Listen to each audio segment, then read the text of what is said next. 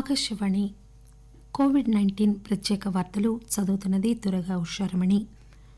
దేశంలో గత వారం రోజులకు పైగా కరోనా కేసులు 40,000కు దిగువనే నమోదవుతున్నాయి. నిన్న 32,981 కొత్త కేసులు నమోదు కాగా 391 మంది ప్రాణాలు కోల్పోయారు. దేశంలో తొలిసారిగా యాక్టివ్ కేసుల సంఖ్య 4 లక్షల దిగువకు పడిపోవడం గమనార్హం. ప్రస్తుతం ఆ కేసుల సంఖ్య 3,96,729గా ఉంది. వైరస్ నుంచి కోలుకున్న వారి సంఖ్య 91,39,901కి చేరింది. తెలంగాణలో గడిచిన 24 గంటల్లో 33,000కు పైగా పరీక్షలు నిర్వహించగా 517 మందికి కరోనా వైరస్ పాజిటివ్ నిర్ధారణ అయింది. దీంతో రాష్టంలో ఇంతవరకు కరోనా సోకిన వారి సంఖ్య 2,73,858కి చేరుకుంది. రాష్ట వైద్య ఆరోగ్య శాఖ ఈ ఉదయం విడుదల చేసిన బులెటిన్ ప్రకారం కోవిడ్ నుంచి నిన్న మరో 862 మంది కోలుకున్నారు. దీంతో రాష్టంలో కరోనా రికవరీ రేటు స్వల్పంగా పెరిగి 96.62% నమోదైంది. ఇంతవరకు కోలుకున్న వారి సంఖ్య 2,64,606కు పెరిగింది. ప్రస్తుతం రాష్టంలో యాక్టివ్ కరోనా కేసుల సంఖ్య 7,000కు పైగా ఉండగా అందులో 5,800 మందికి పైగా హోం ఐసోలేషన్లో ఉన్నారు. కాగా నిన్న మరో 2 మరణించడంతో రాష్టంలో ఇంతవరకు కరోనాతో మరణించిన వారి సంఖ్య 1,474గా నమోదైంది. జీహెచ్ఎంసీ పరిధిలో తాజాగా 102 కరోనా పాజిటివ్ కేసులు నమోదయ్యాయి. రంగారెడ్డి జిల్లాలో 57, మేడ్చల్ మల్కాజ్గిరిలో 36, కరీంనగర్ 33, వరంగల్ అర్బన్ 28, భద్రాద్రి కొత్తగూడెం 26, సంగారెడ్డి 21, జనగాం 17, ఖమ్మం 16, నల్గొండ, మంచిర్యాల జిల్లాల్లో 15 చొప్పున కరోనా కేసులు తాజాగా నమోదయ్యాయి. తెలంగాణలో నిర్దేశిత ప్రజలకు కోవిడ్ టీకా వేయడంపై రాష్ట ప్రభుత్వం పటిష్ట కార్యాచరణ ప్రణాళికను సిద్దం చేస్తోంది. రాష్టంలో సుమారు 70 లక్షల నుంచి 75 లక్షల మందికి తొలి విడతలో టీకా వేసే అవకాశాలున్నట్లు భావిస్తున్నారు.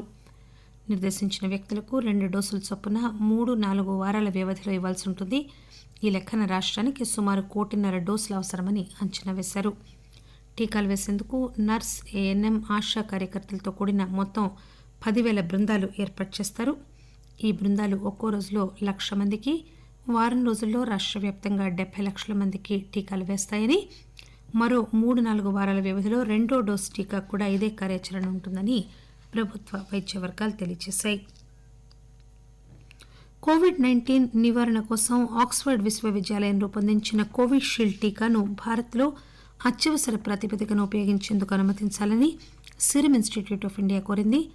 ఈ మేరకు ఔషధ నియంత్రణ సంస్థకు దరఖాస్తు చేసుకుంది.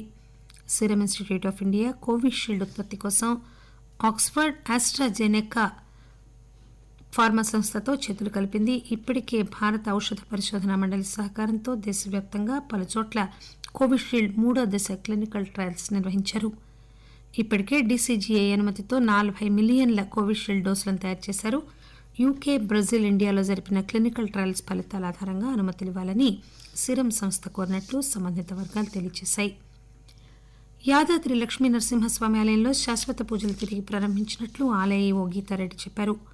కోవిడ్ కారణంగా ఈ ఏడాది మార్చి 20 నుంచి పూజలు రద్దు చేశారు. కరోనా వ్యాప్తి తగ్గుముఖం పట్టిన నేపథ్యంలో రోజు 10 మంది పూజలకు అనుమతించనున్నట్లు పేర్కొన్నారు. స్వామివారికి అభిషేకం, అర్చనతో పాటు నిత్య కళ్యాణంలో పాల్గొనే అవకాశం కూడా కల్పిస్తున్నారు. శబరిమల అయ్యప్ప దర్శనానికి వెళ్లే భక్తులకు కోవిడ్ కారణంగా పలు నిబంధనలు అమల్లోకి వచ్చాయి. రోజుకు 2,000 మంది, శని, ఆదివారాల్లో 3,000 మందికి మాత్రం అవకాశం కల్పిస్తూ ట్రావెన్కోర్ దేవస్థానం, కేరళ ప్రభుత్వం నిర్ణయం తీసుకున్నాయి. ఇప్పటికే స్లాట్స్ బుక్ కాగా ఖాళీ అవుతున్న వాటిని రాత్రులు రిలీజ్ చేస్తున్నారు. అందుచేత భక్తులు మొబైల్లో పరిశీలించుకుంటూ ఉండాలి. ఇరుముడి వేసుకుంటే ఏదో విధంగా అనుమతిస్తారనే భావనతో వెడుతున్న భక్తులను పోలీసులు వెనక్కి పంపిస్తున్నారు. శబరిమల చేరే 24 గంటల్లోపు కోవిడ్ నిర్ధారణ పరీక్ష చేయించుకుని లేదని తేలిన వారు మాత్రమే బయలుదేరి రావాలని కేరళ ప్రభుత్వం కోరింది. భక్తులెవరూ పంబా నదిలో దిగి స్నానం చేయకుండా పక్కనే షవర్ స్నానాలు ఏర్పాటు చేశారు. మరిన్ని న్యూస్ అప్డేట్స్ కోసం ఆకాశవాణి ప్రాంతీయ వార్తా విభాగం ట్విట్టర్ హ్యాండిల్ @AIRnews_HYD ఫాలో కండి.